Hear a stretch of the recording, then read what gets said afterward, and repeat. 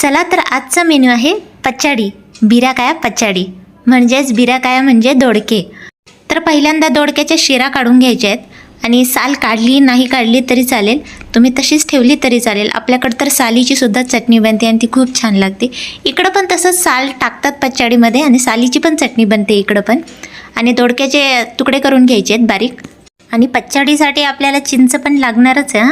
चिंच ही प्रत्येक गोष्टीमध्ये टाकतातच इकडं, पण चिंच खाण्याचे फायदे पण असतात. चिंच, टोमॅटो जसं जास्त खातात त्याचे फायदे पण आहेत. आणि खूप साऱ्या हिरव्या मिरच्या पण घ्यायच्या आहेत.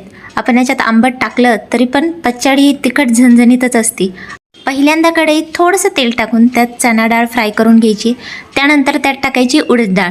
ह्या दोन्ही चांगल्या फ्राय करून घ्यायच्या आहे आणि फ्राय झाल्यानंतर तीळ टाकायचे. आधीच टाकले तर तीळ करपून जातील आपली, म्हणून डाळींच्या नंतर तीळ टाकायचे आहेत आणि सगळं फ्राय करून घ्यायचे. त्यात शेंगदाणेही टाकायचे आहेत. माझे ऑलरेडी भाजलेले होते म्हणून मी नंतर टाकले. आणि हो, शेंगदाणे टाकणं हे अगदीच ऑप्शनल आहे. काही काही जण पचाडीमध्ये शेंगदाणे टाकतात, काही काही नाही टाकत. आणि तीळ तर टाकतात. ते सगळं बाजूला प्लेटमध्ये काढून हिरव्या मिरच्या आणि लसूण चांगला फ्राय करून घ्यायचं आहे.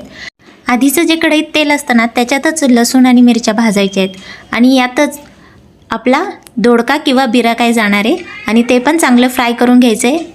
त्यानंतर टाकायची आपली चिंच, टोमॅटो आणि खूप सारी कोथिंबीर आणि झाकण ठेवून द्यायचं आहे. एक 5-10 मिनिटांनी ना आपलं सगळं जिन्नस मस्त शिजून मऊ होतं.